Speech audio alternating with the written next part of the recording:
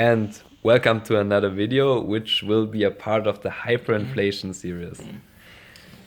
And of course, it's about the Hungarian hyperinflation, which was the highest hyperinflation in the world, Yeah. even higher than the Zimbabwean one. Yeah. So, yeah. Nominally. Nominally, yeah. Percentage not, but nominally, yes. So we should start with the smallest one that we have there. This is, for example, this. Back in the day, before the Second World War. That was in the 30s. Yeah, it was in the 30s. This 10 pengu bought you more than $2 before the Second World War. And that was quite a nice currency. There was a time when it was more powerful than the French franc, for example. And they were having very nice banknotes. For example, look at this. Having very beautiful designs on the back. And the funniest part that there is actually a lot of language here. So as you can see, this is not just Hungarian. This is in German as well. In Romanian, in Serbian and Croatian. And there is a lot of language because Hungary had a lot of ethnic groups back in the day, and it still has some. And so they thought it's going to be a good idea to put a lot of languages on them. For example, here is the 50. This one is even the oldest one we have here. This is not the oldest. This is the oldest. 1930, yes. Yeah. These are 100. And the funniest thing that there is a joke was going on at the time with, I can't even translate it because it's like a Hungarian language specialist, but back in the day, you made 200 pengus for a month with a good salary, and this is 200 pengus there. So yeah, that used to be a lot of money. Now it's completely worthless, and it became completely worthless. Yeah. Yes, and so yes, during the Second World War, I think, and towards the end, yes, there was occupation, German occupation, but Hungary still had its own currency.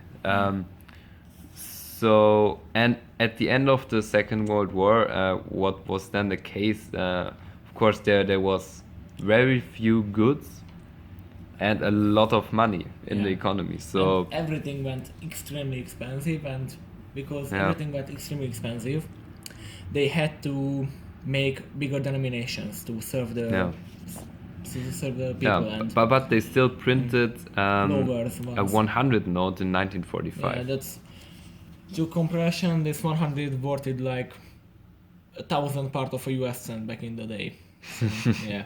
This is like extremely worthless, but they still printed it for some reason. But and there was another thing. When the Red Army came, so 1944 around, they also issued their own banknotes. 5 pengu, which at that time was already worthless nothing. Also, but they thought it's gonna be a nice idea to worthless. And for example, here is the 1,000, which is actually my favorite from this hyperinflation series. And as you can see, it was issued in 1945, 15th of July. So it's like right after the end of the war. And as you can see, the 10,000. Here's a 10,000, which was issued at the same date because they all have the same date. But the funniest part, if you take this banknote, it says 10 million pengu. That was only issued like 5 months later, as you can see. And back in the day, this 1,000 was the highest of the whole series, and this hyperinflation was so high that they had to issue 10,000 after like 4 months. Yeah. And yes, then at the end of October 1945, and this is only like 1 month. 100,000. This is 100,000. This is 10 million then already. 1 million. November 10 million. Yeah. Then there would be the 100 million. But we don't have that, unfortunately. Yeah. And here comes the 1 billion. 1 billion. Yeah, and as you can see, this is 1946 March. Yeah, and this is horrible. And here comes the... And yes, then you have to understand that the Hungarian hyperinflation, it was unique in their sense how they made their banknotes, how they managed to put this insane numbers on it, and they invented something called milpengu. This is stands for milliard, or the Hungarian word of billion. Yeah. And this is 10,000 mil pengő. This is 10,000 billion pengő. So it's a horrible amount of 10 money. 10,000. 10 billion. Yeah. No, 10 trillion. Yeah. 10 trillion. I mean, okay, so Yeah. just... This in April 1946 you had the trillion series, which Yeah.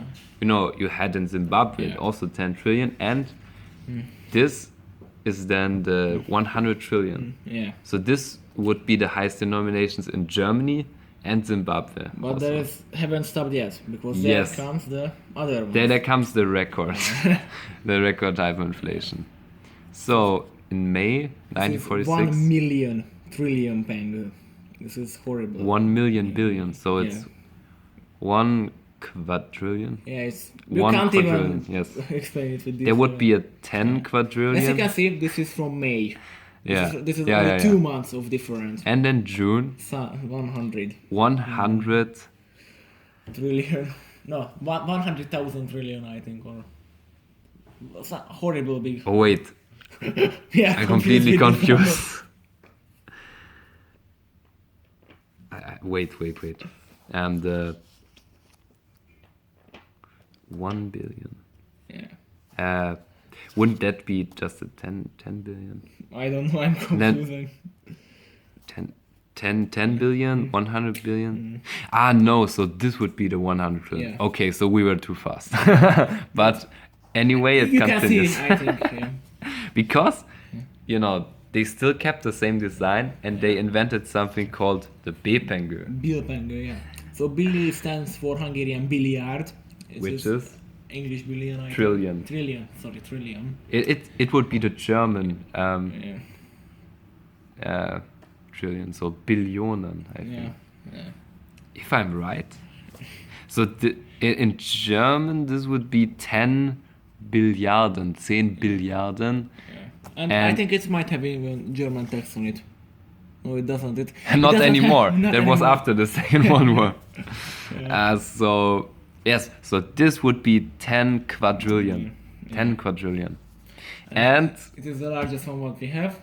yes, 1 millió bill pengő. It's like 1 million. 1 million. I'm confused.